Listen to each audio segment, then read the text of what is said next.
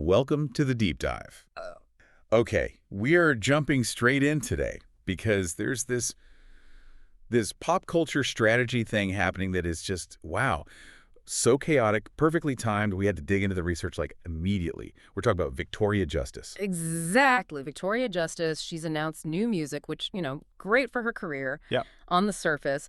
But then you look at the date, the specific release date. Oh, yeah. It's the exact same day Taylor Swift is dropping her massive new project, the official release party of a Showgirl. And the internet just exploded. Right down the middle, you've got people asking, is this move incredibly brave? Okay. Or is it just like flat-out career suicide? And it's split. That's really what we're diving into today. We're going to unpack this gamble. It's super high risk. We need to look at the scale difference here. It's colossal. Colossal is the word. Yeah, and the specific strategy, which is kind of counterintuitive, and what all this, chaos really tells us about the music industry right now. It's this place where attention, just getting noticed, is the absolute top currency. Nothing else matters as much. Okay, let's start there. Let's define the battlefield. Because that scale mismatch you mentioned, that's the core of this whole story, isn't it? You really have to start with Taylor Swift. I mean, the analysis we looked at, it doesn't just call her an artist. It says she's practically her own economy. She operates on this level that just breaks normal marketing rules. Totally. She breaks records like other people break pencils. Yeah. It's insane. She's like the cultural sun right now. When Taylor makes a move, everything else, the whole entertainment world, kind of shifts its orbit around her. Exactly. And her fans, the Swifties, they're not just listening.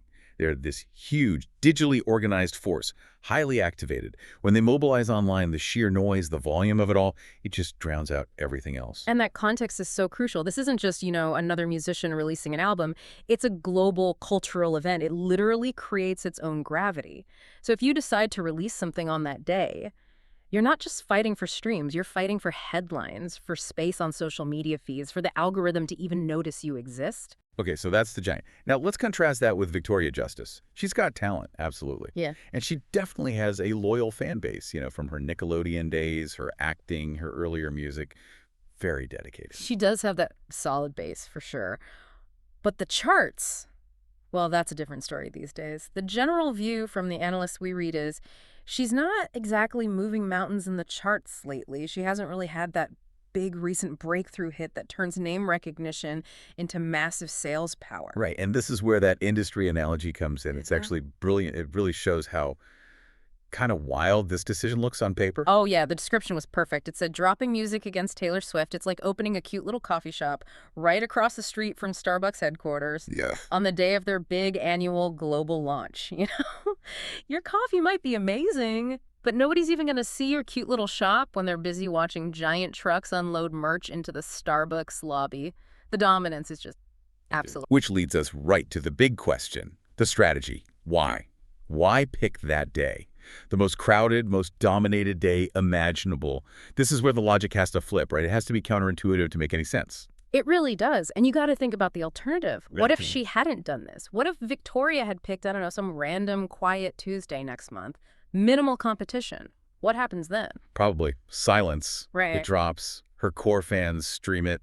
Maybe she trends for like an hour in a few places. Right. But big national headlines, major media coverage, probably not. Yeah. She just gets ignored, basically, because there's no big story, no narrative to hook into. And that's the kiss of death in music today. Being ignored. It's the one thing artists can't afford. So, by picking Taylor's Day, Victoria guaranteed something. Maybe not chart position, but something arguably more valuable right now. Headlines. She guaranteed headlines. She forced a comparison instantly. Whether people like her or not, they have to ask why. And suddenly, she's part of Taylor's narrative. Okay, but hang on. Doesn't that comparison immediately set her up for failure? I mean, the analysis we saw was pretty clear. Trying to outshine Taylor Swift, that would be, well, delusional. Oh, completely delusional. And that's not the goal. This is where it gets kind of smart, or at least calculated. Victoria doesn't need to outshine Taylor. She just needs a spotlight. This move basically gives her a free ride on the Taylor Swift hype train. That's the phrase they use. Free ride. Yeah, she's drafting, like in a race. She's using the enormous media energy Taylor generates to pull herself into view. So she's essentially trading the possibility of a maybe okay chart position later for guaranteed massive buzz right now, even if it's risky buzz. Exactly that. The goal shifts. It's about re-engaging an audience. She wants people who maybe haven't thought about her music in years to suddenly click on a headline saying, "Why is Victoria Justice challenging Taylor Swift?" Even if the headline is kind of mocking her, the click happens, the name recognition spikes. And that shift, from selling records first to generating clicks first, that really says a lot about the music economy in 2024. But okay, this calculated chaos, as you called it, that leads straight to the fan factor. Because if you're going to ride Taylor's hype train, you got to deal with the passengers already on board, the Swifties, and they're protected. Oh, they do not play. That came through loud and clear in the immediate reactions online. They defend Taylor like it's, quote, their full-time job. They police the narrative around her fiercely. So right away you saw comments like, "Victoria's about to get demolished."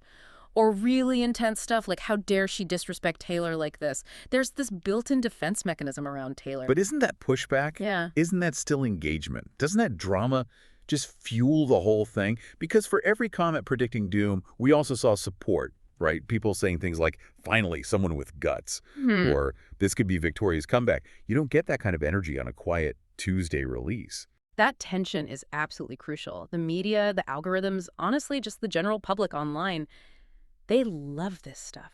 Drama gets clicks, rivalries, even perceived ones, boost engagement like crazy. And we've seen this pattern again and again in pop music history, haven't we? Oh, yeah. Britney versus Christina. Kitty versus Taylor, Nicki versus Cardi, the list goes on. Often, the artists actually benefit from that chaos. It keeps them in the headlines, keeps people talking.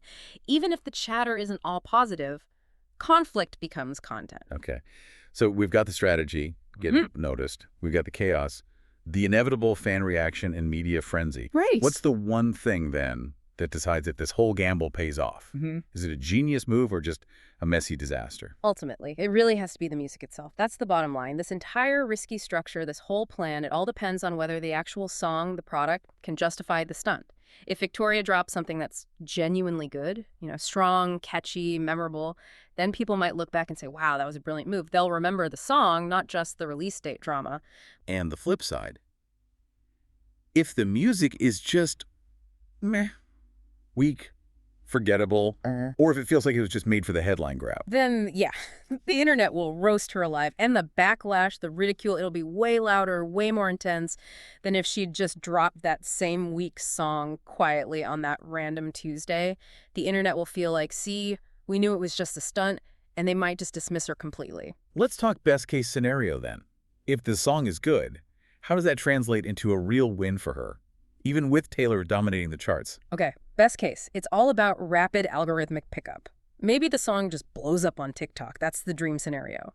Or maybe fans start making those comparison videos, pitting her track against Taylor's and her song shines. Heck, even if Swifties start streaming it ironically just to mock it, which definitely happens. Right, hate watching, but for streams. Exactly. Those streams still count, those clicks still feed the algorithm, and the end result is simple. She's back in the conversation. Yeah. That buzz, that visibility, it translates into potential tour tickets, merch sales, maybe leverage for future record deals. So the goal isn't that #1 spot that week. It's sustained visibility, getting discovered or rediscovered. Virality over immediate chart peak. Precisely. You got to distinguish between that traditional chart win, big sales in a short window, and this modern viral win. A viral win is about continuous engagement, discovery over time. And right now, Victoria seems optimized purely for discovery. Okay, but the absolute worst case scenario, she just becomes a meme. Like, remember that girl who tried to challenge Taylor Swift and got crushed? Does that end her career? The analysis we saw argued that even that isn't necessarily career-ending anymore. Not in this climate. Think about it. Memes spread awareness like wildfire, super fast. And in the kind of weird logic of 2025 pop music, being laughed at is still better than being ignored. Wow. Okay. She still gets name recognition. Awareness. And awareness, however you get it, can often be turned into something valuable later. It's a massive risk, no doubt, but it actually has this strange safety net because the alternative, total silence, is seen as even worse. This whole thing really feels like it points to a bigger shift happening in the music industry, doesn't it? It's not just about talent or marketing budgets anymore. It's so much about timing and gaming the algorithm. It absolutely is. You're seeing artists make these choices that, on paper, look strategically terrible by the old rules, like releasing against a giant could kill you. But they're doing it because the flip side is it could also make you go viral. Attention is just so scarce now. So artists are starting to prioritize creating buzz, getting that algorithmic lift, even if it means sacrificing the clear runway they used to need for chart success. And the irony here, it's kind of amazing, is that in this setup, both sides kind of win, but in totally different ways. Taylor Swift, she still breaks all the records. Her dominance just gets reinforced on a global scale. Definitely. And the very fact that other artists are now literally timing their careers, even in opposition, around her releases, that just makes her look even more powerful. It highlights her unmatched cultural gravity, like she is the weather system everyone else has to navigate. Right. And Victoria's win. It's exactly what we discussed. She's suddenly got more buzz, more people curious about her than she's had in years. Even people who weren't really fans are probably going to click now just to see what the fuss is about. The analysis nail it in 2025. Sometimes going viral is more important than charting high. The conversation is the currency. And man, she bought a whole lot of it with this one move. Yeah, summing it all up, it's a risky play, no question. But maybe in this world where attention is everything, maybe taking that big risk is the only way forward for someone in her position trying to break back through. She basically conceded the #1 spot to Taylor. That was guaranteed.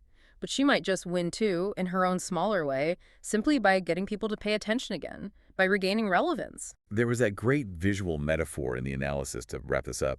It said, Taylor Swift is the mountain. Everyone else is either trying to climb it or camping at the base, or, like Victoria, throwing a little party on the side hoping people notice. She carved out some very valuable real estate in the cultural dialogue for herself. And that seems like it was the entire point, risky as it was. Which brings us to a really interesting final thought, something for you, the listener, to kind of chew on as you watch this all play out. We mentioned Taylor herself rarely gets involved in public beefs like this. She doesn't need to stoop to that level. But her fans, the analysis predicts they will keep this going for weeks. They'll generate the conflict, the engagement, automatically. Which means Victoria keeps trending, whether she says another word about it or not, just because the fan bases are clashing. So here's the question. If the artist stays out of it, but the fans keep the drama alive, does the whole conflict become less about the artist and more about, well, fan communities engaging with each other, about feeding the algorithm? Is that fan-driven chaos the real engine of modern marketing? The very thing Victoria Justice is betting her comeback on? Something to think about next time you see one of those headlines pop up, driven entirely by warring fan groups online.